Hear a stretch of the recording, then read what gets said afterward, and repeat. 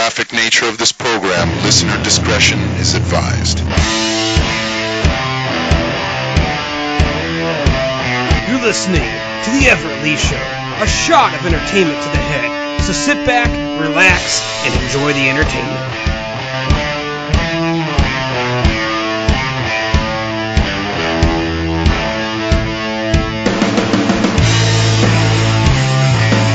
Welcome to another exciting podcast of the Everett Lee Show. A lot's been going on, man. A lot's been going on. I'm sitting here in a room in my house getting ready to start this podcast of the Everett Lee Show. I just want to give a shout out to everyone that follows the Everett Lee Show on Twitter. You could follow the Everett Lee Show on Twitter at the Everett_Lee, Facebook.com/the Everett Lee. Click that like button and click the notification button for latest notifications. Also, the official website of the Everett Lee Show, everettleeshow.weebly.com. The official website of the Everett Lee Show. Well, this has been an exciting day. Just announced the lineup for the Podcast City Network coming in January 2018. Shows such as the Everett Lee Show, the flagship of the Podcast City Network, and also ELS Uncut. What happens when you press record and you just let the tape roll. More F-bombs will be dropped on this than anything, and it's just an uncensored, raw podcast with topics covering everything and just about anything. And also, another Podcast City exclusive will be the Films of Classic, which will feature movie classics. The first 2 episodes will be released at the beginning of next year. Also on the ELS Uncut, for the first time, it will be released to the public the Draft Tuesday segment of the Everett Lee Show with the Super Radio Brothers. You'll get to hear the uncut version of that right there, which was only a Patreon exclusive, but for the first time it will be released as an uncut podcast. You get to hear stuff that was cut out of the podcast of the edited version, and it will be released, which is, I'm excited that finally releasing that, and also the I'm trying to think here off the top of my head. The Everett Lee Show flagship show of the Podcast City Network. I'm just excited, man, with all this stuff going on and the announcements and stuff. Also, joining the Podcast City Network will be the Super Radio Brothers podcast. Rich, Mark, and Ben bring you discussions on video game news, comic book stuff, which will consist of comic books, what they're reading, and video game stuff, such as talking about like Destiny and different video games they play, and like TV shows of like The Walking Dead and stuff. You get to hear all that. I mean, really good podcast. Shout out to those guys, the Super Radio Brothers, Rich, Mark, and Ben, for an awesome job they do with their podcast. Also, the Chris Carnage Show. Chris Carnage steps out and does his own sports podcast with sport statistics, fantasy football stuff, and also with just anything on sports. It's just amazing what that show is going to turn out to be. Chris, congratulations on that. And yes, it's just going to be great, man, just having that podcast out there, joining the Podcast City Network. And last but not least, the Imaginarium podcast with Scott Colbert and Todd Storich, the horror nerd. They talk about anything and everything from movies that just recently came out, talking about the Justice League, Thor Ragnarok, to what's going on in the news media with everything from religion to politics to a lot of things. And that Podcast City Network, is happy to have them join the network. And there you go, man. You got 6 shows lined up. And plus also, if you viewed the live stream today on Facebook.com/the Everett Lee, then you'll know what I'm talking about. McShaft, he's coming out with his show, an idea for a show, which is pretty awesome. And it's just so much stuff, so much announcements getting ready lined up for next year. It's just unbelievable. It is unbelievable. And I want to mention that next week's podcast will be a best of. December 15th will be the last show of the year for the Everett Lee Show. On December 15th, going to go on hiatus for the holidays, for Christmas and New Year's.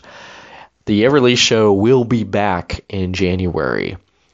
When a date comes closer on a return date, I will get that out there. So be sure to check out tweets on Twitter at the Everett _Lee, and again on the Facebook page, facebook.com/TheEverettLee. So there's a lot going on this podcast today. We're going to have the Mirakuru Lounge review on Crisis on Earth X, the CW crossover shows. Last week, we had the shows such as Supergirl, The Flash, and Arrow, and DC Legends of Tomorrow come together for another crossover like they did last year. I talk about that. Also, we got the In-Ring Report with McShaft joining me on that right there, with talking about ROH, Ring of Honor, WWE talk, and network talk such as the High Spots Network, Wrestling Network. We talk about stuff like that. And the random Reddit thread, which is a really good one for this week, man. I don't want to spoil anything on that. That will end the podcast with that. And finally, on the closing part of the podcast, McShaft has a couple things he will review. So, one hell of a podcast and show lined up for this week. I'm going to take a quick break, and when I come back, well, actually, you know what? Let's not take a quick break. Let's just jump right into it. Let's go ahead and hit it off. Start things off with the Mirakuru Lounge right here on the Everett Lee Show. The Mirakuru Lounge. What do you get when you take Supergirl, The Flash, Arrow, and a bunch of legends, throw them together, and what do you get? You get Crisis on Earth X, this year's crossover event from the CW. Last year was really good. I mean, we had the 4-night special with the Dominators, which we saw Supergirl team up with Green Arrow, with the Flash, and the Legends, which consist of White Canary, the Atom, Heat Wave, Firestorm. You know the guys. I don't need to go through the names, but you know who the Legends are. You know who Supergirl and Arrow and Green Arrow and the Flash are. I don't need to go and explain too much, but last year's crossover was a 4-night event. This year, they went ahead and knocked it down to two nights, which was really interesting for the fact that they moved some shows around, and it really didn't feel like each part of the 4-part crossover was it was just a long movie, a long 2-hour movie broke up into about 4 parts. And one thing I did like, I liked how they did that this year instead of doing the 4-night thing. They knocked it out in 2 nights, done, said goodbye, enjoy it, And from the fan reaction on all over the place, from social media to, well, basically social media, a lot of people were very happy about this. I mean, they were ecstatic about this crossover.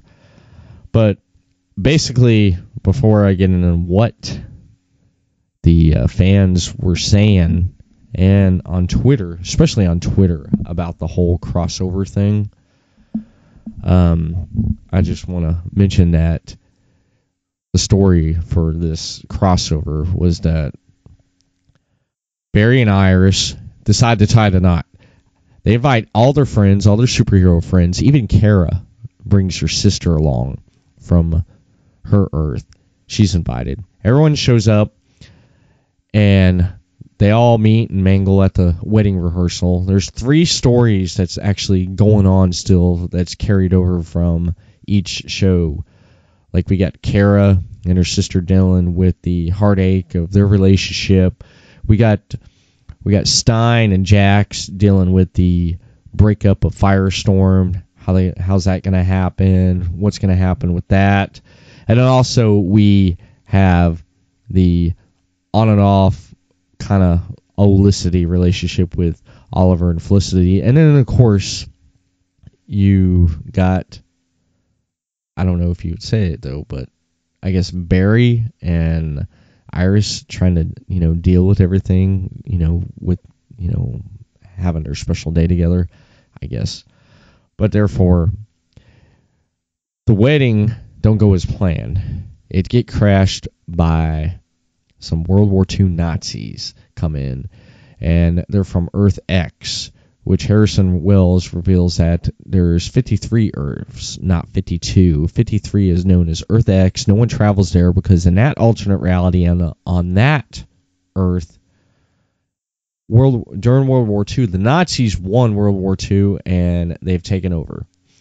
And so the attack is led by doppelgangers of Oliver Queen, Kara, Supergirl,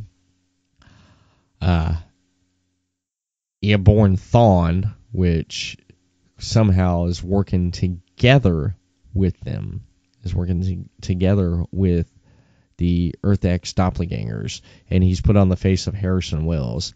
And I think the reason why they did that was they probably couldn't get the actor back to do this, so they basically made it to where Airborne Thawne was wearing his old face of Harrison Wells, which he was in season 1 of The Flash. But I think they couldn't get the actor back or something about that. I don't know what was going on for the character that played Airborne Thawne, but other than that, I thought that it was good because the actor who played Harrison Wells, who played Airborne Thawne, he did fantastic during season 1. So that was no big deal for me. I accepted it. That was a little bit of a nod to Barry when he finds out that his arch enemy, Reverse Flash, is helping these guys. And the whole story about it was the reason why they crashed the wedding. They find out that Kara is going to be there. It was the whole purpose with her was that her doppelganger, Supergirl X, was dying and she needed her heart because Supergirl X flew too close to the sun like Icarus did, and she has sun poisoning, and there's more than that, and she's dying. So she needs her heart. Really, all in all, I'd have to say that the little tidbits here and there of what happened with each person dealing with stuff, I thought was really neat was when Sam, Kara's sister, I think Sam, dealing with her with relationship with Maggie, and she runs on the White Canary. And they had a little bit one night stand. No big deal. Nothing. No big deal. And it just gets me that on Twitter, people were making a big deal about it. On Twitter, they were like making a really big deal about it. Like, oh my God, it's like, are they going to get together? Oh no, and it's like White Canary is like, I thought she liked boys, and the actress that played her had to respond on Twitter is like, no, she's bi. She had a relationship with Oliver during season 3. Okay, I think it's season 2, season 3. All right, and she likes girls, she likes boys. Okay, she usually hangs around more girls. But would you really call her a lesbian? I don't know. But I don't know if I should use lesbians because millenniums don't like labels. Oh no, but I'm old school, so yeah, she's bi. Okay, yeah. She may like dipping into the female pool every once in a while though, but of course she likes to jump over and have fun with the guys. Besides the point. Now, that just got me. I was reading on Twitter. The crash at the Wedding Crashers when Iris and Barry were about to say I do and get on with their wedding when they attacked. I thought it was neat, the fighting, how that scene with the fighting and everything going on, all the action and everything was awesome. I loved it. I loved it. I thought it was really good. I thought it was neat. I liked how Cisco made a breach and Oliver went through it and got up to the balcony to stop the Green Arrow X. I just laughing on Twitter, reading on Twitter, people's like, oh man, that was so cool. It's like, Cisco made a breach and Oliver jumped through it. Oh my god, that is so awesome. It's like, he just made a fucking breach, man. You know, he jumped through it. That's it. When, you know, it's like he's done it before, you know, in previous, you know, episodes. He did it last year, or when they went to stop the, what do you call it? The during the crossover with Supergirl with the whatever the hell his name was, the villain. You know who I'm talking about. He made a breach and Martian Manhunter flew through it. You know, maybe I should. Oh man, Cisco made a breach and Martian Manhunter flew through it and knocked him out of the sky. Oh my god. Okay, there, I got that out. You know, I just laugh at that shit. I think it's funny. They made a big deal about that on all the stuff that was going on, and there was a lot of stuff going on, especially with the fighting and the action and stuff, and the group, our heroes traveling over to Earth X and seeing what was going on there, and meeting other doppelgangers. And one person that showed up from the dead, well, actually not from the dead, was Citizen Cold, Captain Cold, Earth X's Captain Cold. Leonard Snark, decides to help out and come over to Earth 1 to help out. He was with Ray, who was his lover. Ray, they met in the concentration camp there, who was from Earth 1, who was in Earth X. They went back over to Earth 1 to help out our heroes to defeat the Nazis. With the story and everything, I loved how it started going in there. Everything started out good, and then when the team was trying to figured out what the hell was going on, and then when you thought the villains was winning, then the heroes came back around, and the final part 4, had to be my favorite, is when they all got together on the Wave Rider for that one little scene. That was good, seeing everybody. Just about everybody, from Team Arrow to Team Flash to the Legends. I mean, it was neat. That was a moment right there, and Oliver giving that quick speech right there, real quick, you know, heading the team, you know. It just don't get no better than that, man. It don't. I loved it. I loved how that flowed all together. I loved how the heroes came out on top. And I love the ending, how basically Iris and Barry got to say I do and got their wedding. And a bonus on that, you got Oliver and Felicity saying I do. The problem I had was with social media on Twitter was that the whole thing about this, you should feel bad for Barry and Iris putting this wedding together and everything, inviting everyone and getting ready to have this wedding in a nice church, and all of a sudden it gets crashed by some World War II Nazis. I mean, that don't happen every day, you know, to anybody on their wedding. Their wedding don't get crashed by Nazis, you know, especially from a different Earth. But what overshadowed all that was everyone was all concerned about Oliver and Felicity, the Olicity. Like, oh, God, I wonder if Oliver's going to say yes.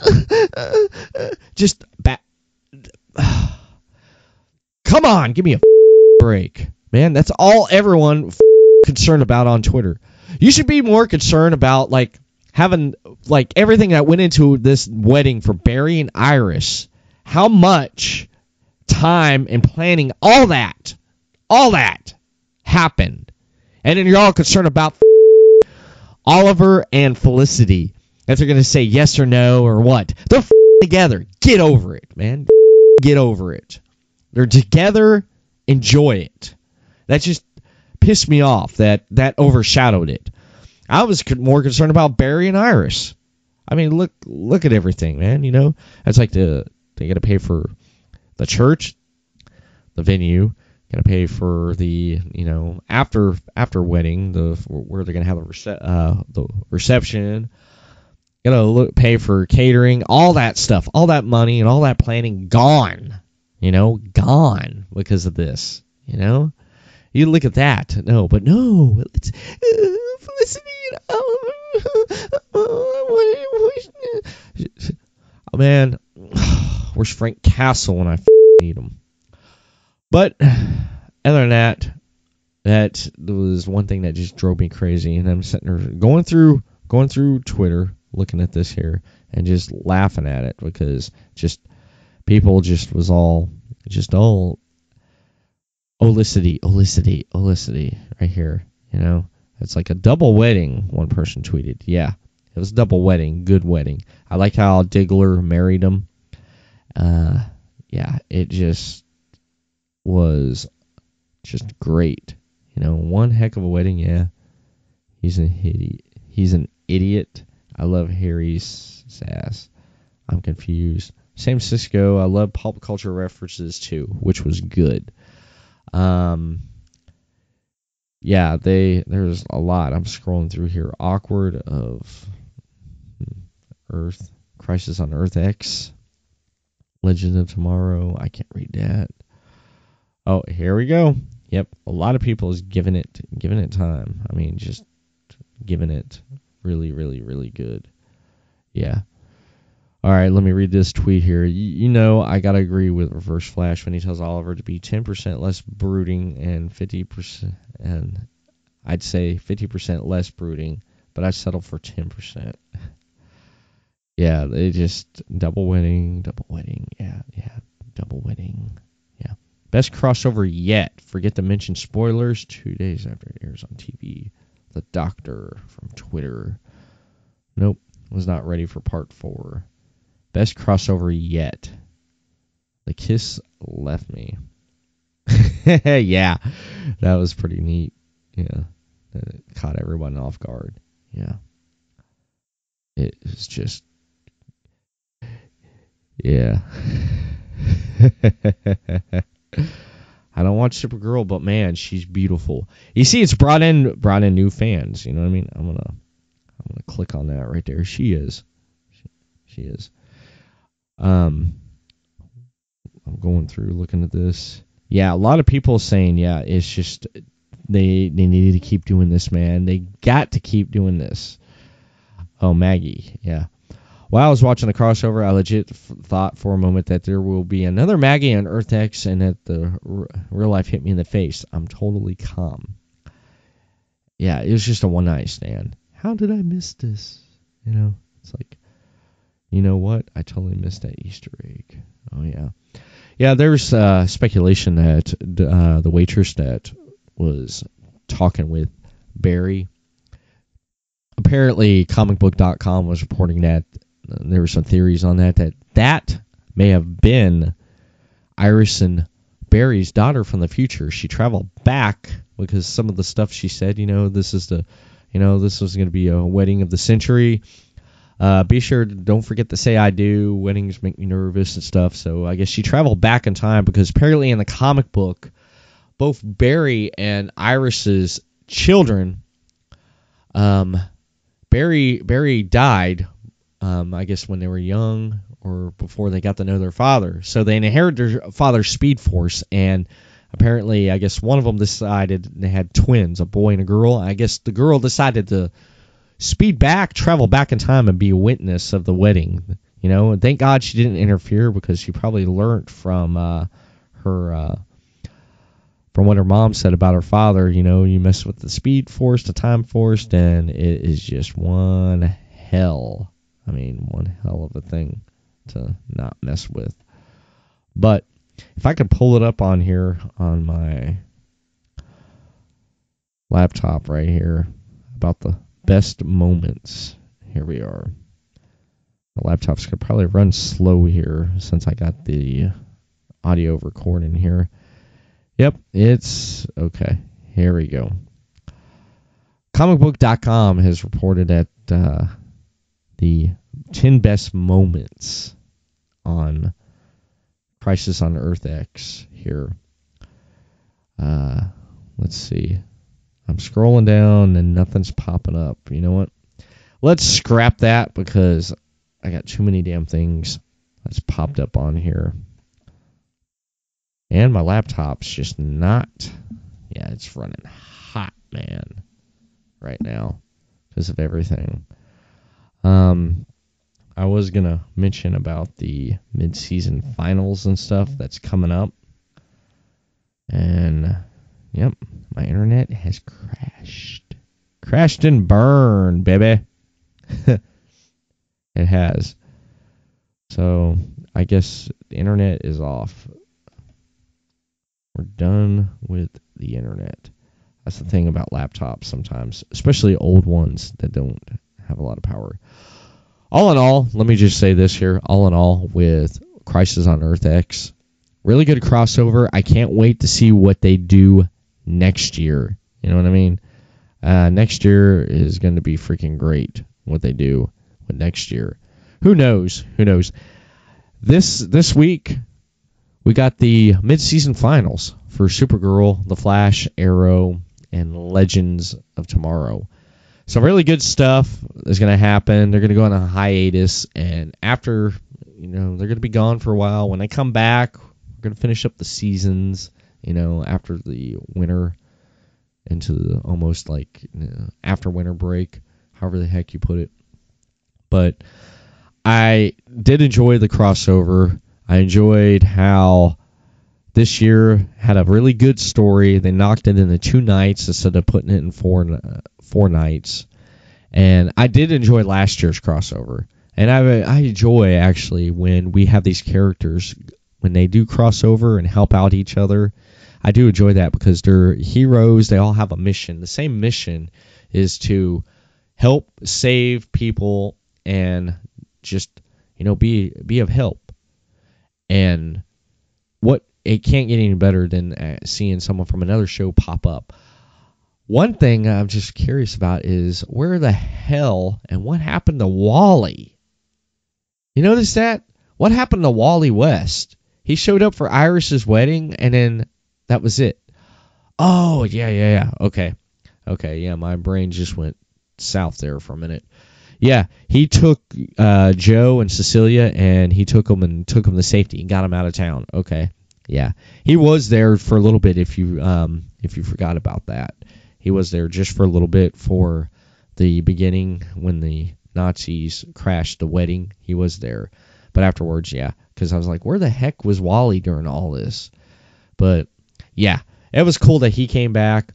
One thing about the Stein and Jax story that they carried over, that was sad, man. That was sad. That was tragic. I wish Stein would have rode off into the sunset, but that wasn't the case because, with him and Jax and him being a hero, or not a hero, a legend, and him saving and doing what was right, and that Firestorm was my favorite. I enjoyed the character Stein, and it sucked that he had to die, and I just wish he didn't die. I was hoping he'd ride off in the sunset, like I said, and have his happy ending, you know what I mean? Have him come back every once in a while, like give a little bit of advice about what's going on, though, but that wasn't the case, and it hurts. Firestorm, that was one of my favorite characters out of the Legends there. I love the dynamics between Jax and Stein. They shared some good moments and stuff. I liked how Stein told Jax he looked at him as a son, and Jax said, I look at you as my father. I never got to know my father. You're a father that I know. And that was really gripping and dramatic. Out of all the goofiness, one-liners, pop culture references, it had a heartbreaking story behind it, and I was glad that the team, the Super Friends, kicked Evil's ass in name of Stein, and it hurt, man. It hurt. Wow. That was a lot to swallow, just to take in right there with that. But I am going to close and end this real quick. But before I do, I'm going to mention that, this week, again, is going to be the mid-season finals for Supergirl, The Flash, Legends, and Arrow. And then with the Mirakuru Lounge, I may keep it going with comic book-related stuff during the time. And then when it gets closer to these shows coming back on TV, I will come back and give a little bit of heads up, a little bit of maybe some spoilers, what's going around the internet, social media and stuff about what's going on with what to expect when these shows come back. But just look forward to that. Next week will be my wrap-up of the CW shows, of the superhero shows on the CW, Supergirl, Legends, The Flash, and Arrow. But that's about it for this segment here of the Mirakuru Lounge this week. I'm going to come back and we're going to get in some more stuff here on the Everett Lee Show podcast. And as always, thank you for downloading and thank you for listening. Stay connected with ELS, the Everett Lee Show podcast, on the following platforms: everettleeshow.weebly.com, the official website of the Everett Lee Show; facebook.com/the Everett Lee. Click the like button, click the follow button for the latest notifications; Twitter @the Everett _ Lee for the latest tweets, the latest podcast links on Twitter. Stay connected with these platforms of the Everett Lee Show ELS podcast. You're listening to the Everett Lee Show.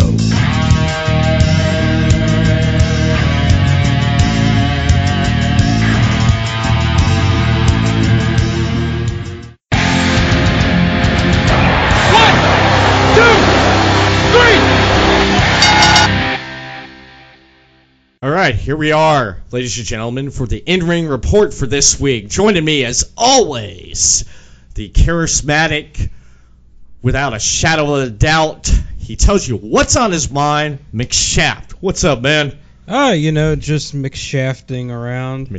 I'm actually working on my own YouTube / podcast channel currently. I just got a nice 4K camera and stuff that I'm going to use. Right. I'm just kind of working on content, what I want to do and everything, throwing on some ideas.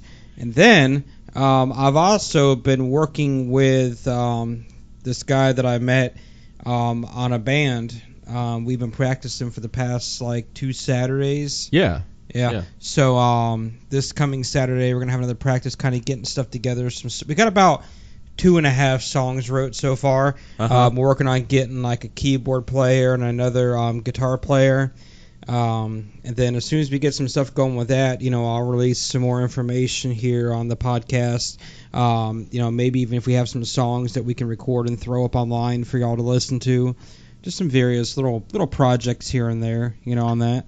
That's awesome. I'm looking forward to it. And I've also been trolling the deep, dark spaces of the internet as well, and all kind of goodies. I know you're always looking at stuff. We're always texting back and forth on different things that we find and talk about and everything. And especially with wrestling, especially what's going on this week, man. Lots been happening with ROH, Ring of Honor, more than usual. And don't forget, New Japan currently has their tag team tournament thing going on. Now we talked about it last time. You mentioned it last week. We never talked about it. We mentioned it. Yes. Now let me ask you. Yeah. Did you watch any of it? Did you see anything of it? I watched night 1. Tell me about night 1. I have not seen 2 and 3 yet. Okay. Talk about night 1. All right. Night 1 was pretty sick. We saw the debut of Jeff Cobb in New Japan. And pretty much he was just picking people up and just throwing them around left and right like he always does. They said on I think it was day 2 or day 3 that his match he basically went into the ring and was just trying to figure out new ways to just throw people around and suplex them just because he's just so strong. We also saw, I believe it was War Machine wrestled. Yes. Lance Archer and Davey Boy Smith Jr., I can't remember what they're called as a tag team. I think they're the New Japan Pro Wrestling, tag team champions. They wrestled, which that's a good tag team. I'll tell you what, Davey Smith. There you go. First glitch of the day. Davey Smith Boy Jr. That's a long name to say. Say that 10 times fast. Davey Boy Smith Jr. Davey Boy Smith Jr. He looks just like his dad, British Bulldog. He does. He even wears the jeans and the boots. Looks just like him. Yeah. He definitely we also does. saw another new tag team, which I'm totally stoked to see how far they can go with this. It was the combination of Juice Robinson and Sami Callihan. They called themselves Death Juice. Death Juice, yeah. And it was awesome. Both of them former NXT talent that left, and they've went out into the world there, man. Doing stuff. Yeah. A lot of really good matches on this card. We also saw Bullet Club, the Gorillas of Destiny, Tama Tonga, and Tonga Loa. They had their other, I think it was brother, cousin, whatever, in there. Leo Tonga. He was wrestling.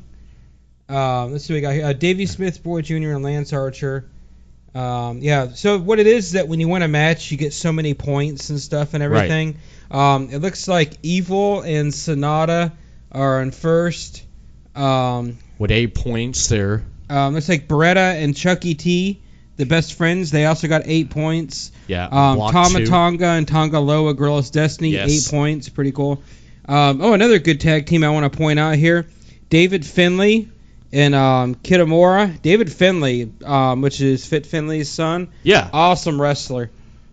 See Jeff Cobb and Michael Elgin. That's a hell of a tag team right there. 6 points. They're like in second place with a lot of other people. Yeah. Now look at this right here. Look at that. I wouldn't expect that right there. No. This tag team right there.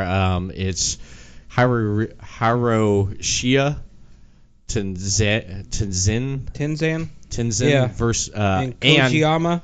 Yeah. That's neat. And then right here, Jeff Cobb and Michael Elgin. Michael Elgin. I just recently heard him on Edge and Christian's Pod of Awesomeness, which was really good. It was a really good interview. If you happen to check out any other podcast, check that one out with him. A lot of insight, really good and stuff. And Davey Boy Smith Jr., I couldn't believe that, man. He's with Lance Archer, and then you got the War Machine. Man. Lance Archer, he used to be in Impact Wrestling a long time ago. He was in WWE for a short time. The only way I remember him is because he has like these like weird like tramp stamp or something like this. The only wrestler has like a tramp stamp. Yeah. So this is going on, or it's still going on right now. Yeah. If you look who also is up there, was that Lazuka and Minoru Suzuki. Dude, Minoru Suzuki's doing pretty good in this tournament. He's just trying to freaking pile drive everybody. It's great. That is neat. That is really now neat. Another guy too. If you look here, another Bullet Club tag team that's in there. Bad Luck Fal and Chase Owens. Yeah. I'm gonna tell you right now, not too many people have probably heard of Chase Owens. Yeah. But I think he's one of the newer members of the Bullet Club over there in Japan. Mm-hmm. Dude is amazing. Amazing. That is cool. I'm gonna look up the highlights and stuff as time goes on and keep a close eye on this and see what happens with it. Did you happen to catch ROH TV with the 8-man tag team main event, which is and good. I still have my was it Marty Skrull Bullet Club umbrella that I bought from when we went to Ring of Honor a couple weeks ago. Yes. Yeah, I still got that. That's awesome. It was pretty good. I'm going to have to tell you, man. They're doing that ROH World Television Title Contenders match. Mm-hmm. Yep. And for the pay-per-view coming up, Final Battle on December 5th, I like, as much as I've been watching here a lot lately, Jonathan Gresham. I love his style and his in-ring performance and stuff. He went up against Silas Young with the Beer City Bruiser. And that didn't go too well because it was basically a 2-on-1 with Silas Young ended up, capturing a victory, the pinfall over over Jonathan Gresham. But Silas Young is a very underrated wrestler. Like, he is. He's really good. He's a good villain. He is a really good heel. villain. An awesome guy. And I loved the Beer City Bruiser with him. Yeah, that makes it even so much better. Oh yeah, and then Jonathan Gresham, I'm telling you, is. You got to really watch out for him because he's been getting better and better and better every week that I see him. That would be my pick to see him take on just in a singles, just him and Kenny King. That would be a hell of a match right there. Yeah. And I'd love to see that, but we got Silas Young that's in that contenders match now in that fatal four-way for the Ring of Honor Television Championship. The Kingdom basically are saying they're going to be crowned next week the ROH World Tag Team Champion. The six-man tag team champions. Yeah, the six-man tag team champion. Yeah. And Orion. TK Orion said that basically, yeah, they're gonna, they got that title shot and they're gonna take them from the Motor City Machine Guns next week. I'm looking forward to seeing that. Also, the Addiction. You didn't see this. War Machine comes out to the ring. The Addiction attacks him. Chaos erupts. Okay, what happens is War Machine were making their way down the ring to compete in a match when they were jumped by the Addiction, Christopher Daniel and Frankie Kazarian. War Machine quickly gained the upper hand, but Rowan and Kazarian put Kazarian over his shoulder, and he launched him into the crowd, and Kazarian knocked heads with a female fan, knocked her ass down. She was bleeding in the mouth and everything, and so barely they took off running, the Addiction.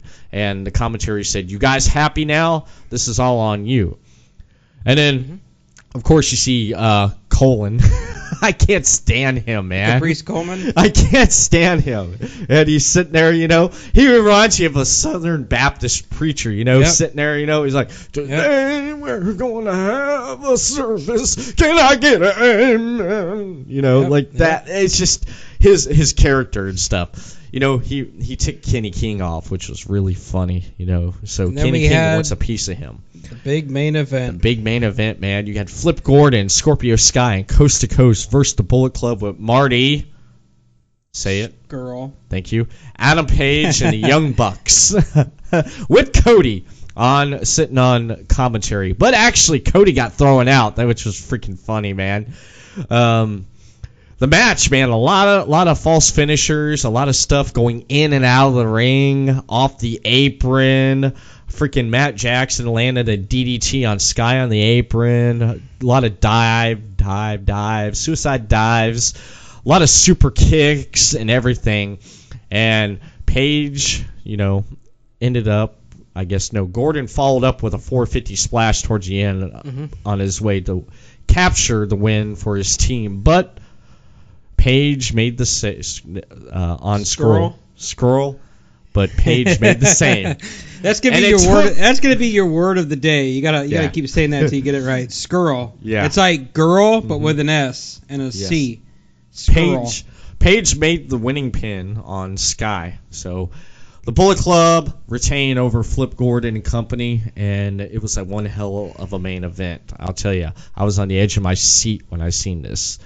And speaking of the Addiction, you heard about what happened with Frankie Kazarian, how he got injured. And then Christopher Daniels got burned by the flaming tables. Have you seen his back picture on Instagram? Yeah. His back looked pretty sick afterwards. Yeah. I guess this happened at the Friday San Antonio show that they believe that Kazarian suffered possible stinger after taking the Indian taker from the Young Bucks. He ended up flying home to California and not working on the show on Saturday and Sunday night.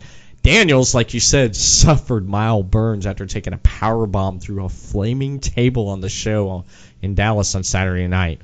He lost to Cody in the Texas Death Match for the Ring of Honor World Heavyweight Championship. Tuesday, the Wrestling Observer mentioned, Dave Meltzer mentioned that Daniel worked in a show in Oklahoma City on Sunday despite having burns on his back. Good Lord. Kazarian is going to get checked out this week and see if he's still in pain. Next ROH show is Final Battle, so hopefully the neck injury will not be that serious, and time for recovery will be enough time for him to show up on the pay-per-view. But let's play this video here of Kazarian right here from Twitter. Andy Texas. Oh. Damn. That hurt. You seen that, didn't you? Yeah. And then we got the table, the burning table spot here, man. Did you see this? Yeah, oh my God. This looked painful. Oh. Are you freaking kidding me? See, most people are like, oh, well, it goes right out, but yeah, it still fucking hurts. No. Ask Mick Foley. He'll tell you. Oh my God, Mick Foley will freaking tell you, man. That's crazy. But I hope everything is good for the Addiction. I hope they can get back in the ring for Final Battle on December 15th, man. I definitely do. Yep. Heard about last week, speaking of Cody and the Young Bucks playing on the self-finance a 10,000 seat event in 2018. Yeah, I think they're calling it All In. All In. It happens to be like the whole thing, I guess. It was started back and forth with Roman Reigns talking about how he can't, fill seats, and you know how that went about with the conversation with that. I laughed at that because I thought that was funny because, as mentioned, hell, Ring of Honor like 2 weeks ago during the Survivor Series weekend over in Texas, freaking Saturday night, NXT did not sell out, but Ring of Honor had an event that sold out. And that just shows how many people's involved in Ring of Honor. And the Indies are the new territories. They are. A lot of people has taken notice, and they're basically saying, yeah, this is it. And don't forget, they also have the what I call like the indie like wrestling network. So for $9.99 a month, and I believe the Young Bucks had a promo code where you get the first month for like $4 or something like that on their YouTube channel. High Spots. High Spots Wrestling Network. Yeah. You get over, I think I counted, I think it was like close to like 30 different like indie promotions or something on there, including Pro Wrestling Guerrilla, CZW. You get all kind of like interviews. You get all kind of like cool segment, like little shows, interviews from different wrestlers. You get like indie promotions, I think like Progress Wrestling's on there, I think. All kind of cool stuff. Yeah, you get a bunch of them. So right here.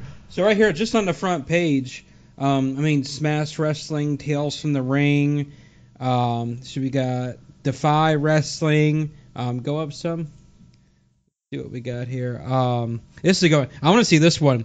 CZW's Night of Infamy. Sami Callihan versus Jimmy Jacobs. Yeah. Here's developmentally speaking, so it's an interview thing with Pete Gass, if you remember him from the 90s Attitude Era, and Eugene. You remember him? Yeah. Damn, what the hell's Eugene's real name? Nick Dinsmore. Yeah, Nick Dinsmore. There's Hell one. of a talent. I'm with Spud. Looks like Rockstar Spud has a podcast thing, video podcast. With He's Abyss. interviewing Abyss. Yep.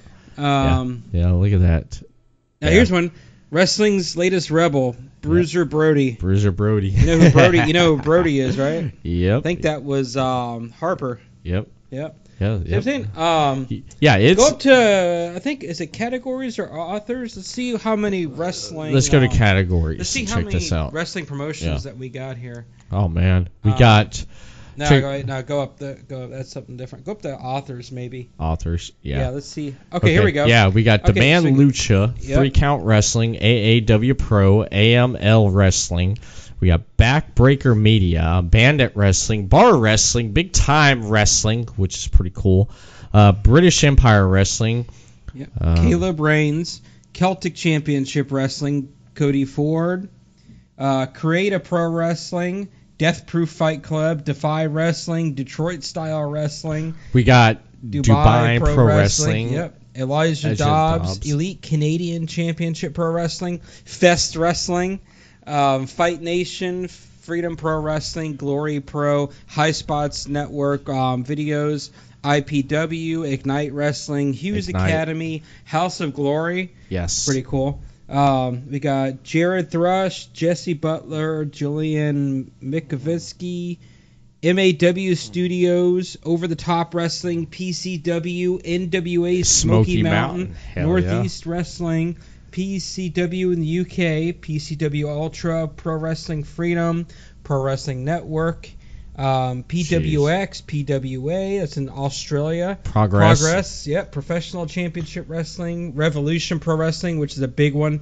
Ringside Championship Wrestling, Rockstar Pro Studios, Ronin Pro Wrestling, Strongman World Series. That sounds pretty Southern cool. Pro Wrestling in Z. Smash Wrestling.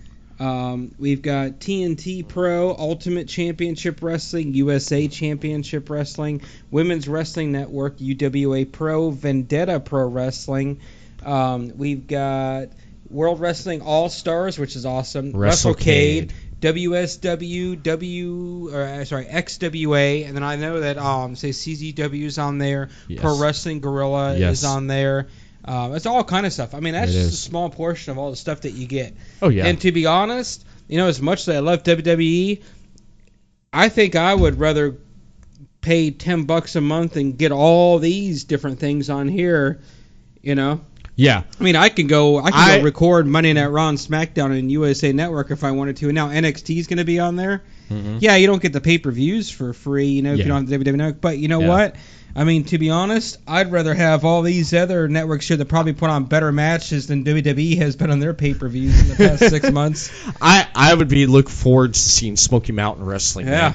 I'll tell you what I've been watching on the network, believe it or not. I've been going back in the archives. Mm-hmm. I've been watching Mid-South Wrestling. Well, you know what, I've been going back through there, and you know what? Yeah. They have such a small portion of all, the old, territory wrestestling stuff, NWA. They do. It's so small. It's just oh, let me click on here on, 1984 or something like that. You click on there, and there's, 1 or 2 videos. It's really? That's it? I mean, I doubt more than 2 things happened in 1984. Yeah. It's release your fucking content. You have it? It's come on, Yeah, but I think we went way off left field here. Let me just get back to this. I would see there would be no problem with Cody and the Young Bucks filling a 100,000 seat venue. What? Or 10,000 seat venue. 10,000. Yeah, 100,000. It says that. Yeah. Yeah, I'm looking forward to it. I can't wait when that comes out next year, because when that happens, basically people will take notice that said they can't do it. It's just like in life. You put your mind to something, you can do it. Spend it now and make more later. Yep. Yep. And talking about networks, since we're talking about high spots wrestling, you're about Ring of Honor now. They're on the Stadium Network, which is pretty cool. I've never heard of Stadium Network, but if anyone is familiar with Stadium Network, please feel free to tweet me about it, or mention a post on the Facebook page. You're also able to watch on digital platforms, including WatchStadium.com, the Stadium iOS and tvOS apps, Stadium Android app, Twitter, and Pluto TV on channel 207. That's pretty cool. You can go to their website too, WatchStadium.com.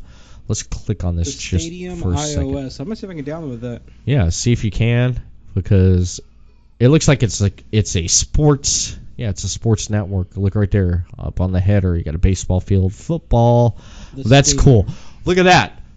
Oh my God, $4.99 a month with a 7-day free trial. There you go. There you go. If you're a sports fan, man, this is great right here. And it tells you on the page here, where can I watch on each device and channel? And this is good because they're letting you know, like mentioned in the article that we had here on the website, they let you know everything. And up front, it's here's what you're paying. You get a free 7-day trial. You're not like it, cancel before your 7 days are up. There you go.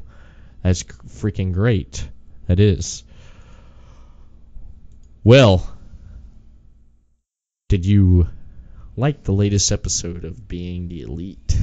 Dude, the fact that they had Joey Ryan on there is just amazing. And then I was like, there's going to be something going on with Joey Ryan's penis because that's Yes. and then Kenny Omega's like, I want you to sign my dick. Like, but I want you to use your dick to sign it. I was just like, oh my fucking god. I'm like, damn. Well, did you hear what happened with Joey Ryan last month? He won. He's wrestling for some like indie promotion, and he won their tag team titles. Yes. And his tag team partner was his penis. He had someone dressed up in a giant penis costume and tag team with him. Oh my god, what the fuck is that? I'll tell you what, Joey Ryan and this penis is... Now this is a force to be reckoned with. That's right. Wow. I bet he was like in the ring. What are you laughing at? Yeah. Well, you know what? You better just Man up. and get with it, brother. brother. I'll tell you. I want to mention that condolences goes out to Kyle O'Reilly. We're sorry to hear about the news that happened on November 29th with Kyle O'Reilly. His mother passed away, and here at the Everett Lee Show, our condolences go out to Kyle O'Reilly and the family of Kyle O'Reilly for their loss. And we just wanted to mention that, throw that out there. If anyone has not heard already and has already, seen it on social media, on Instagram, it was Kyle posted it up on his Instagram, and we're sorry to hear about his loss, and we wish and hope for the best and so forth. Speaking of NXT, there's some matches that's going to be determined for the NXT TakeOver Philly. Now this pay-per-view is looking pretty, it looks like it's going to be pretty good. There's already stuff that's already spoiled already. Yeah. We already know. Should we go ahead and is it going to be a pay-per-view, or is it going to be just some like off show that you're never going to see? like Starrcade. Oh no. Now it's that like, oh hey, let's bring back Starrcade. Let's do all this stuff. Let's hardly hype it up, and then let's do it and not show it to anybody. Yeah, and the reason why that happened, a lot of people have said this, a lot of veterans in the business have mentioned this too, that their live WWE live events on the weekends has not been that great. So they basically put it off as a live event to draw more people in. So basically, they take a live event, something that's not doing well, throw a legendary pay-per-view name in front of it, and then expect things to turn around like that. I know, but it happened good for that pay-per-view, for that live event right there. The card was pretty good. The card was really good, and the one spot that I liked that showed up on the WWE website and on Twitter was the Enforcer delivering a spine buster to Mr. Dolph Ziggler. Yep. He can still nail it. Just this past week, I listened to Edge and Christian's Pod of Awesomeness with the guest, Dolph Ziggler. Dolph talked about the spot and everything, and he said it was such an honor to be there around all these legends that built up the name Starrcade and stuff, especially with the Four Horsemen being right there in the heart of the Horseman country right there. And it was so neat. He talked about receiving a spine buster. He said during the interview when he was asked about it by Edge and Christian, he said as soon as he did the spot where he knocked Arn down and he sold it just like that, as soon as he crawled up in the ring and he's about to do his thing and he looked over the corner of his eye, all of a sudden he seen Arn roll up like a baby cub, rolled up, and he was all ready. And he's like, damn, already? He's like, I'm not even, got to my spot yet to receive. He was surprised. Arn was that quick. He's like, basically, I think what he was saying was like, damn, the old man can still move for his age. And he can still deliver a solid spine buster. Yep. That was one of my favorite moves by AA right there, that spine buster. Just how he executed it and stuff, And you could show that he influenced a lot of people with the spine buster, especially like Triple H and The Rock used it. A lot of good, Batista, yeah. And I love that move. But my favorite move, hands down, is the DDT, which was made famous by Mr. Jake the Snake Roberts. That's considered my favorite wrestling move because it just that quick. Yep. Just like he said. Jake's. It's like they asked Jake, it's like, why do you use the DDT? He's like, well, you could just execute it that quick, and it's over that quick. I loved how he cut the promos. He wasn't all loud and stuff like the Ultimate Warrior. We're gonna take this mission for the rocket fuel and stuff. He just talked like this and looked into the camera, and it's just great. Like a snake. Yep. But matches, man. I mean, should we go ahead and mention about the tag team champions? Oh, I want to mention something here real quick. What's that? So, if you remember, we were watching Night 2 Pro Wrestling Guerrillas Battle of Los Angeles. Yes. And if you remember, there was a match where there's a gentleman named Travis Banks, who was from Australia, nicknamed the Kiwi Buzzsaw. Yes. And at the end of the match, which I don't think it was supposed to be the end of the match, he gave his opponent an enziguri and I think legit knocked him out. Yeah. Okay. Yeah. What happened? What happened with that? So, side note, the guy was fine. Yeah.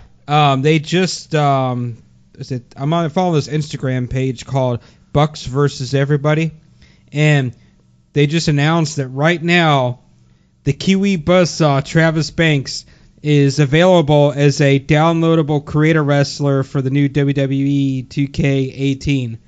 So somebody has went through and created him and put him up available to download, and it looks pretty sick. Yeah, it does. Yeah. It does. So now I need to get WWE 2K18. Hell yeah. Let's talk about a little bit about, we're going to spoil a little bit the TV tapings already for NXT, which has been already posted around and stuff. There was a fatal 4-way to determine who's going to be facing Andreas Sienna Almes, the new NXT champion, at NXT TakeOver Philadelphia on Saturday, January 27th at the Wells Fargo Center. It looks like we're going to have Johnny Gargano. He's going to be facing Almes for the NXT championship. Good. And the fatal 4-way was Aleister Black, Killian Dane, and Lars Sullivan, and Johnny Gargano. Gargano advanced in a fatal 4-way, and Gargano was not one of the names announced earlier by Regal, and Velveteen Dream was not in any of the matches at the TV taping, so it looks like Gargano will be added as a replacement. It also looks like an angle will be inserted into one of the shows, perhaps a backstage attack to explain why Dream will be out of the tournament. Almes and Gargano is the only match so far confirmed for the taping. But, as time goes on, we're going to get more of what's going to be on the card for that. However, should we just go ahead and spoil it, man? Let's spoil it. Let's spoil it. Why not? At one of the TV tapings, McShaft saw it before I did, and I said, really? So I predicted this from the start. Yes, you did. I mentioned it too because I when knew you it mentioned as soon as I saw Yeah. Undisputed Era coming to NXT. I said, Yeah. they're gonna give these guys all the gold, and if they don't, WWE's a fucking retard. Well, that's not going to happen. They brought these guys in for a reason, and you're going to see because they're going to build these guys and everything. Triple H is going to do good with these guys. So there's a reason why he brought these guys in. And here is the reason. On one of the TV tapings, it looked like Sanity went up against the Undisputed Era of the tag team Red Dragon, Kyle O'Reilly, and Bobby Fish. And so therefore, we got new NXT tag team champions. They defeated Sanity and became them. So now we just need to get some gold on Adam Cole, baby. Yep, they're going to. They're going to build it because I like how because we're going to see in the following weeks for the TV tapings, they're going to build it up, which is good because they're going to build them and they're going to give them the gold and stuff. Like when they brought in Kevin Owens for 3 months, they built him up. He went after Sammy and took the title. They're going to do the same thing. They're going to build up characters. I like it because like they're building Aleister Black. You know that's going to be happening. With I wish they would build Cassius Ohno too a little more. Yeah, dude, but I'm telling you, he could. But I think they're using him like we mentioned before. I know. They're going to use him to build talent and stuff. He made Lars Sullivan at the last takeover look like $1 million. Yeah, he did. I'm telling you, Aleister Black, Cassius Ohno, and a tag team together would destroy everybody. Well, that may happen, man. It may happen. Cassius Ohno versus, let's see here, Adam Cole for the title. Cassius Ohno versus Aleister Black for the NXT title, which would be sick. Johnny Gargano versus Aleister Black for the NXT title would be sick. So yeah, I mean, they've got some good possibilities there. Yeah. Actually, I'll tell you what, dude. And I was talking to somebody at work, one of my buddies that's a wrestling fan too. And I was talking to him about how WWE has a creative spot open, and we always tease, Mick Shaft for creative. So of course the requirements for this, are way beyond anything I would ever have. But I sent that to you, man. I sent that. I gotta hear this. Well, here's the thing. What's your thought on that? So here's the thing, though. I mean, I've got about 4 years of TV production experience when I was back in high school. I've got a bachelor's degree in IT operations management. I've been a wrestling fan now, WWE fan, for about 23 years. I'm up to current, events and, culture and society and stuff and everything. So I don't see why, I couldn't get brought in there and really start helping write some good storylines. So here's my storyline, okay? Because, you know what? I think I'm going to do this. I think every time we talk wrestling, I'm gonna throw out, like, my creative storyline that I like to see happen, okay? All right. And, hopefully WWE's listening in and takes advantage of this. All right, McShep, let's hear what you got to say. Gonna do. I love to hear this. All right. So roll with it, all right, brother. So the first thing that we're going to do is we're going to take the fashion police, or Breezango, okay? Okay. So now this is for SmackDown, right? Yeah. Okay. So we're gonna repackage them here, okay? We're going to go back to the whole, like, fashion look attire like Tyler Breeze had when he was in NXT. Yeah. He came out with a Prince selfie. Purdy. He came out with a selfie stick. Yeah. He had the little fur dicks all over his boots, whatever those things were, the tassels. Okay. And then we're gonna take Breezango, okay, and we're gonna give him like some similar Fandango. Some similar tights or something like that. Okay. Get back to the whole fashion thing. Yeah. Okay. So then what we're going to do is we're going to take this whole fashion police thing to another level. They're going to come out, they're going to have the selfie sticks, walking out like a runway models. And then, they're going to walk around the ring and or even cut a promo. And they're going to bash people in the audience for their clothes. Like, that shirt doesn't match with those pants. You're getting a violation. They're going to give out violation tickets. When they're backstage, walking by, the wrestlers are going to give out, I'm saying? They're going to really play some heel. We're going to play some heels, okay? So what we're going to do is the New Day is going to have a problem where Francesca, the trumpet, is missing. Okay, so it's gonna be like, where's Francesca? Okay, they're looking for it. Fashion police are like, oh, we'll help you guys out. We're the fashion police. Trumpets are fashionable, right? Yeah. So we're gonna go on this whole like month-long storyline where they're doing backstage promos and stuff. They're trying to find Francesca. No one knows where they are. So at the end of the month, maybe the week, I'd say about the beginning of the next month. So we have a whole month to build for this pay-per-view. Yeah. New Day's going to be in the ring, pleading, give us Francesca back. And then you're going to hear it. You're going to hear Francesca. And you're like, where's it coming from? Fashion police are going to come out with Francesca with a selfie stick attached to her, like a camera. So they have a selfie stick attached to Francesca. Okay?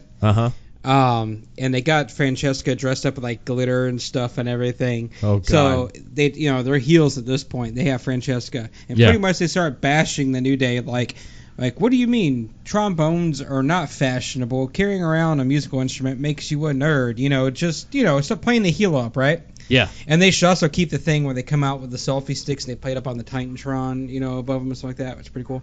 So, they're going to build this thing, New Day, fashion police, fashion, So, and let me remind you, too. So the fashion police, once again, they're in their, furry, glittery outfits, right. like Tyler Breezes from NXT. Really bring on the whole fashion-esque. So then they're going to make fun of the New Day for the outfits they've worn, in the past, and now, it's like, you're getting fashion violation. You are a violation of fashion, So we're going to play it up at the pay-per-view, New Day versus Fashion Police. But it's going to be a 3-on-2. Well, Fashion Police are going to announce, we found someone, to help us battle the hardships of fashion or whatever, conquer the New Day. Right.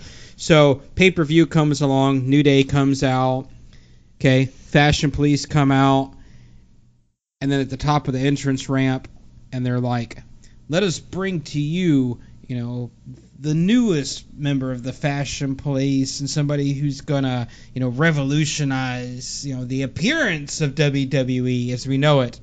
Lights hit, Velveteen Dream comes out. Okay. Oh, man. Okay. So he comes out. I do like this. See? I see where you're going. So with now this. you got the feminine Velveteen Dream, like artistic look, mixed in with the Fashion Police. So then you're going to have the feud with the Fashion Police and the New Day, and we're going to really like go back and forth, with them, win here, lose here, and they're going to build it up and really help elevate the Fashion Police and especially the Velveteen Dream. Okay. So then what we're going to do is we're going to have them as a tag team here till about WrestleMania, okay? WrestleMania, we're going to do something with the Fashion Police there. Don't know what yet. Some kind of big match.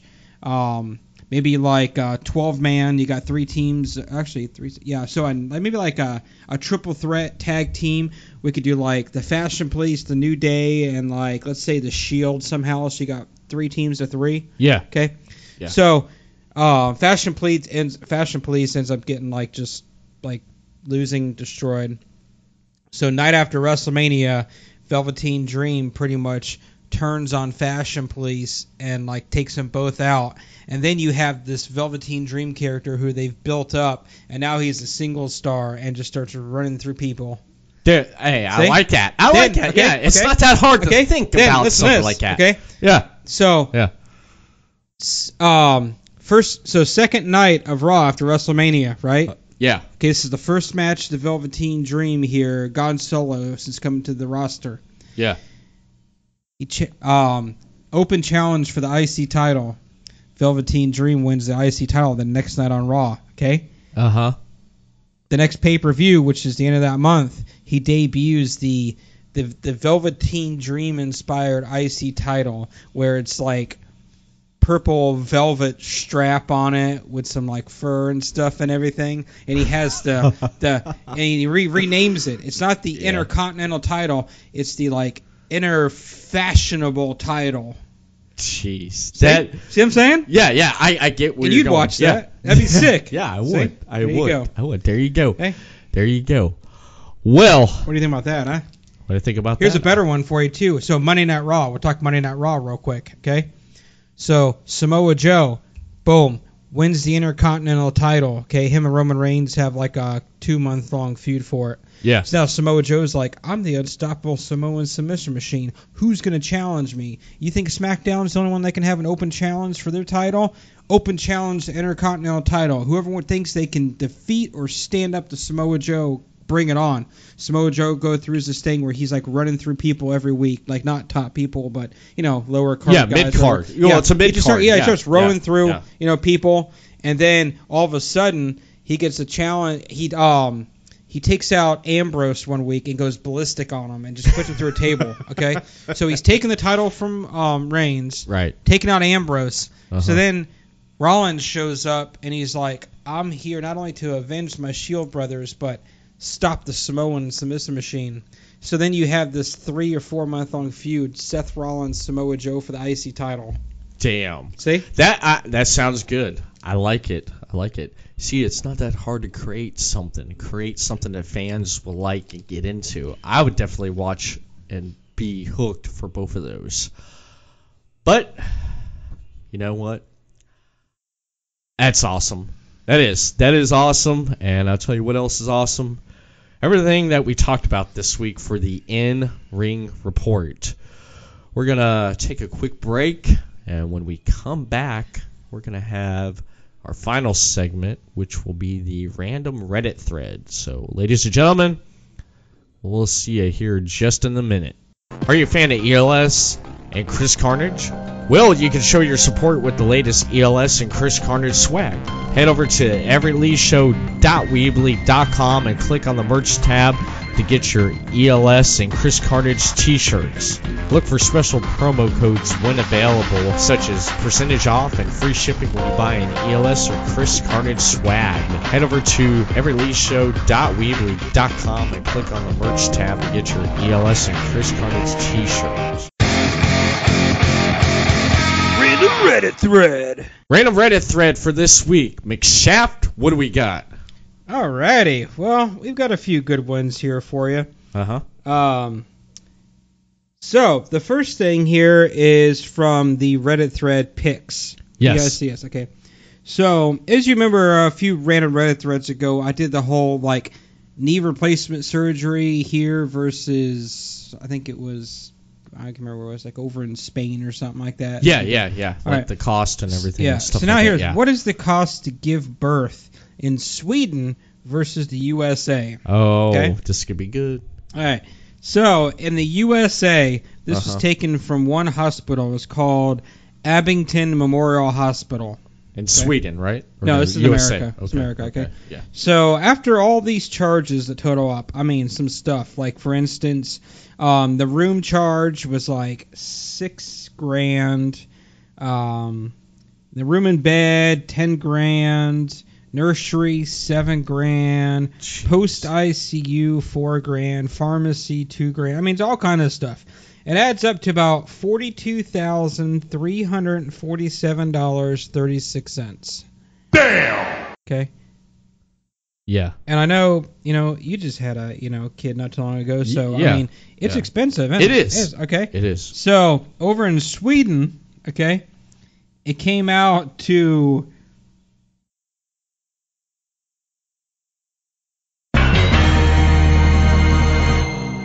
$200 Swedish monies, whatever it is. So can we get a conversion chart here?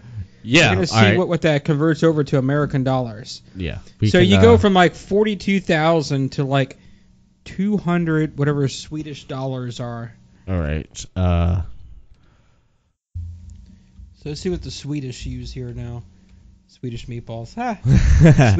Swedish I guess currency. There it is. Yes. To USD.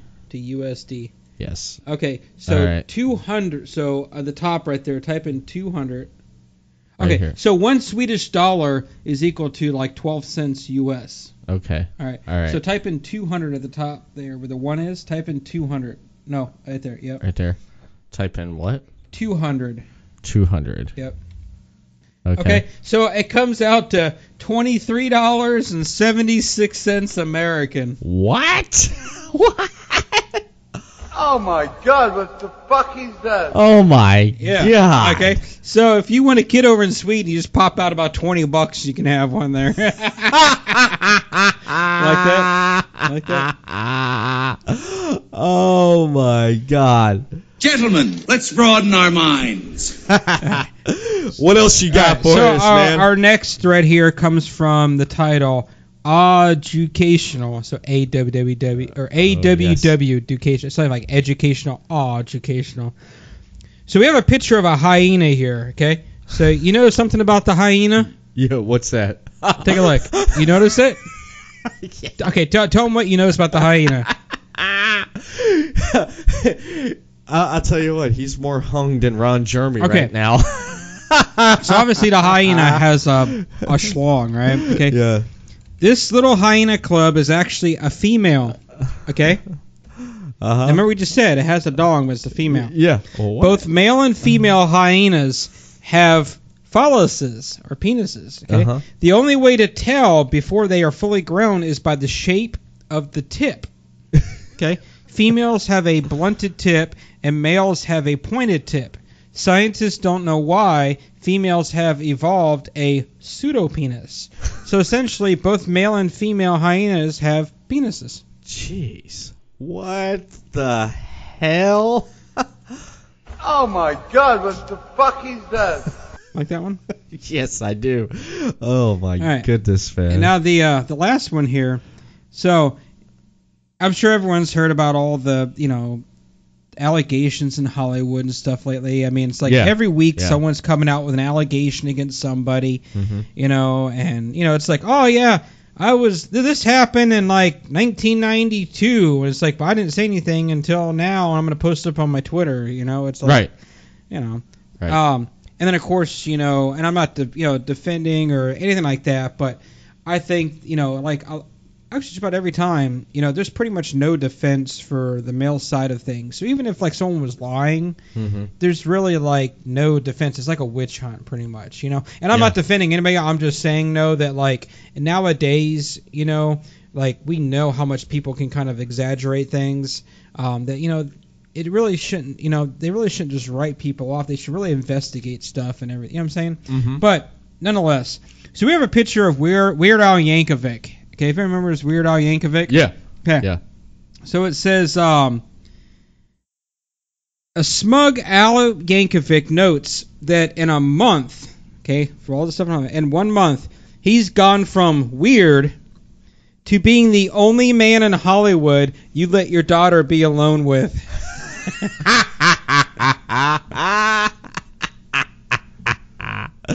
Oh my God.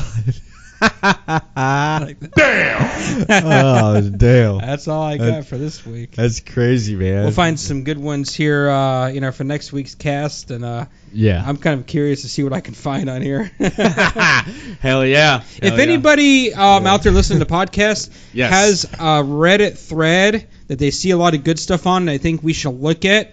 Throw it up in the comments on our Facebook page. Yeah, Facebook.com/the Everett Lee, and send it to Twitter @the Everett _Lee, and we'll add it to our I'll go through. We'll go through the thread, and I'll look through there so we can find some good stuff. Yeah, definitely. And if you see one, send it to us. Let's see what we got.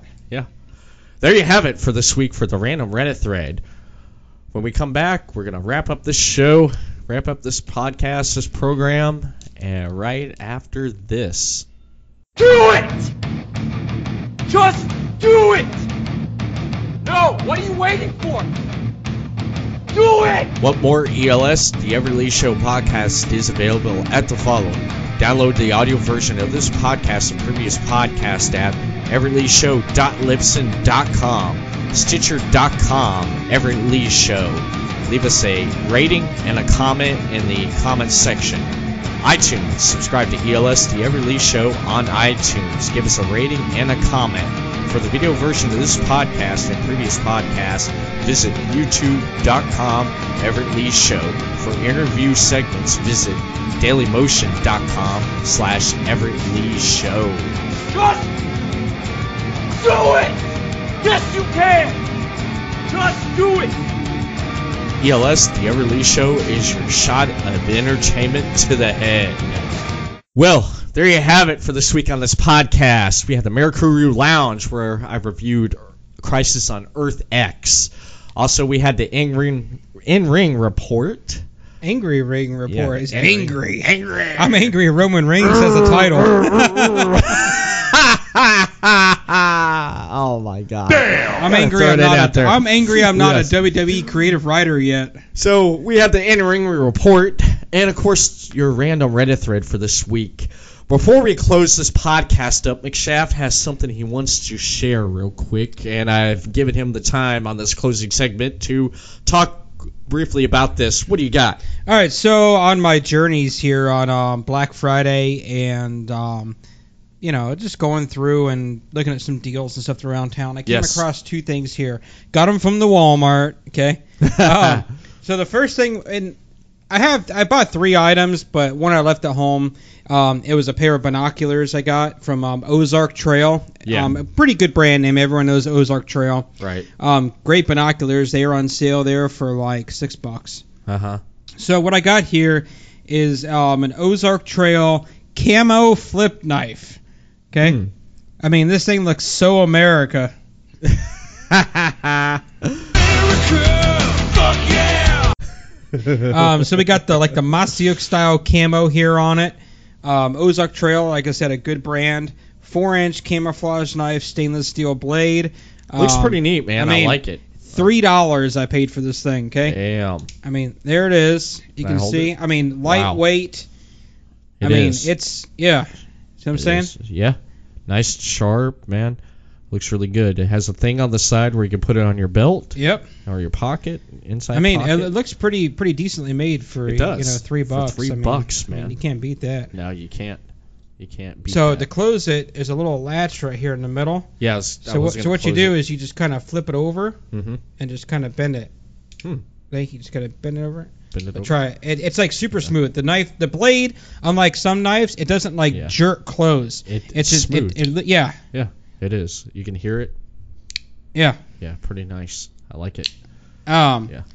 So I mean, I'm gonna try this out and some different things here and see how it goes. Right. And the last thing I got here, Ozark Trail. I like to call this the McShaft multi-tool. Okay, that's what I'm gonna name this. So $3. Yes. Okay. Here we got ourselves a multi-tool. I'm Tony Rutt. All listeners here to this podcast highly recommend carrying a multi-tool with you. This thing it's almost like a pocket knife on steroids, pretty much. Yeah.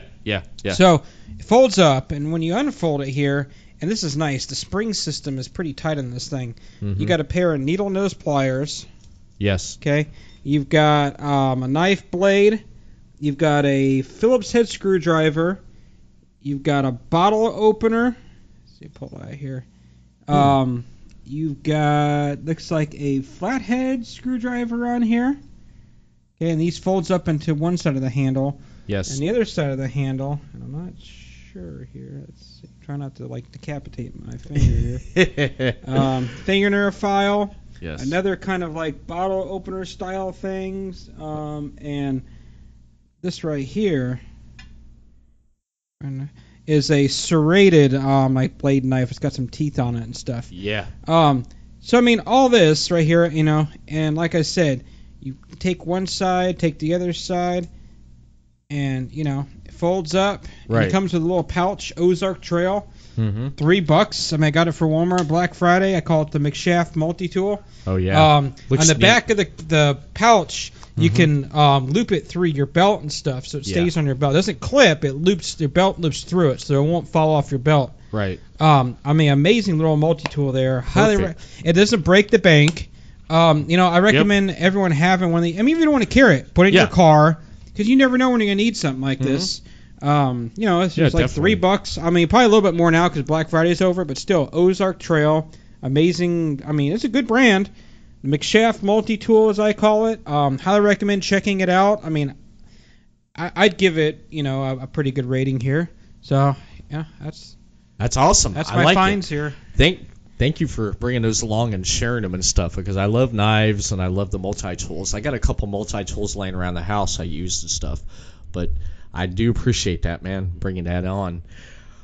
Well, that's it, man, for this program. Thank you, McShaft, for stopping by, talking about some wrestling. Thank you for sharing these products right here people can pick up. And I want to thank everyone for downloading and listening the ELS, the Everett Lee Show. As mentioned before, you can follow us on social media contacts, Facebook, facebook.com/the Everett Lee. Also on Twitter, @the Everett _Lee. Official website, everettleeshow.weebly.com. Official website, Everett Lee Show. I'm Everett Lee. I am Wooly McShaft. And that's it. Thank you for stopping by, downloading, and listening. We'll see you again next week for another new episode of ELS, the Everett Lee Show.